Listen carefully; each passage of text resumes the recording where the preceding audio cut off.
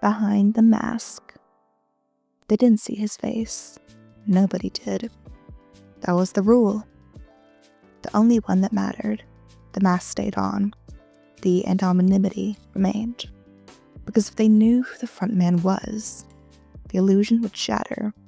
The game would feel less divine and more human, and that was dangerous. But then you came. You weren't a contester. No, you were worse or better depending on who you asked. You worked for the organization, a new recruit, one of the sacred ones. One of the ones few allowed to roam the island. In a plain black uniform, your eyes were sharp and your steps were silent and your questions were constant. The front man noticed you immediately. It was difficult not to. You were curious in the way that borderlined on insubordination. Watching too closely, standing too still during executions, wincing once. You were subtle, but not to him. He was trained to detect weakness, emotion, humanity, and that's why you fascinated him. And maybe it was that fascination that led to this mistake. The first mistake. You were alone in operations. The hallway. Eyes scanning the control panels with quiet efficiency. Everything was glowing, blinking, alive. You barely heard the footsteps behind you until the silence became heavier. I could report you for watching the players longer than necessary. You didn't turn. I could report you for sneaking up on me. A pause. His voice was always like this, like thunder in a jar. Controlled, deep, commanding. You're not like the others, he said. I'm not trying to be. You finally turned. The mask was on, of course. Matte black, reflecting your own face, distorted into the hard surface. But something about the tilt in his head, the stiffness of his posture, made him feel very real and very close. You ask a lot of questions, he added. I think a lot of answers are missing. Another pause. Then quietly, some answers are dangerous. You look up at the mask, and some are necessary.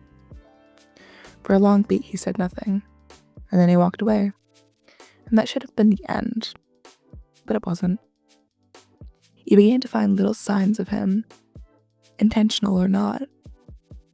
A second coffee placed beside yours at the security desk. Your clearance upgraded without explanation. A folder slid across the bunk one morning, containing classified player logs that you never requested. He never said anything about it. Never lingered too long, never breached protocol. But it was there.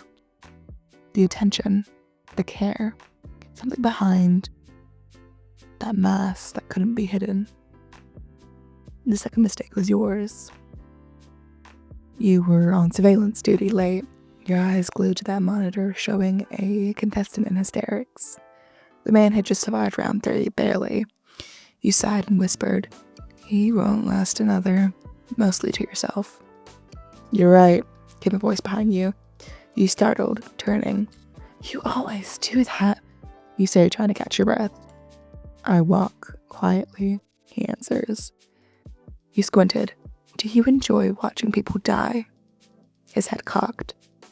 "Do you?" You shook your head more to yourself. "No, but I understand why they do." Another long silence stretched between you. You stepped forward slowly, hands gloved, posture unreadable. "I was once in the games," he said, your breath caught. "Then you know how cruel it is." He stared at you. "I know how necessary it is." You stared back at him, wondering what he meant, wondering what kind of pain sat beneath that mask and layers of authority. In a moment you never saw coming, you lifted your hand slowly, deliberately, fingers hovering near the bottom of his mask. He didn't stop you, but he didn't help you either. "You don't want to see me," he said, voice lower, almost sad in a way. "I want to know who I'm talking to." Another beat. Then softly, I remember what it was to be human before this. You let your hand fall. Over the next week, the distance between you shrank. You spoke more often alone in the control wing when was with somebody else, was busy with rounds. You sat side by side in silence, sometimes talking about the players, sometimes not talking at all. Your presence softened him, though you would never admit it. You leaned to read him through the movements. The way he paused when you spoke, the stillness when he was angry, the way his breath would hitch when your fingers brushed past the clipboard. While it was the most dangerous thing on the island, not the games, but the way he made you feel, the way you made him feel, like he was somebody else. The stirred mistake wasn't a mistake at all. You were both in the control tower when the power went out for 43 seconds. Long enough for the emergency lights to flicker on. Long enough for one moment to stretch forever. He stepped closer and you didn't flinch. I should send you home, he said. Then why haven't you? You asked. His breath hitched. I don't want to. You reached up slowly just enough to touch his mask. This time he let you. Your fingers gently brushed the bottom of it. Gently. But didn't pull. Instead, you whispered and leaned forward. Then don't. It was reckless. He was a mystery, a weapon, in human form and still. Something in your chest ached for him. The man behind the voice, behind the pain, behind the mask. When his gloved hand came up to hold your wrist, not to stop you but to ground himself, you knew. You had already fallen. He was silent for a long moment before whispering, "This is a mistake." You smiled faintly. "Then it is the best mistake I've made," you whispered back. In the shadows you continued, secretly. A glance here, a brush of hands there, a whispered conversation in the dead of the night. And when he removed the mask only once, it was in complete darkness. You didn't reach for the light. You didn't ask to see him, you just listened. To his voice, to his heartbeat, to his truth. The games continued, and the bodies piled.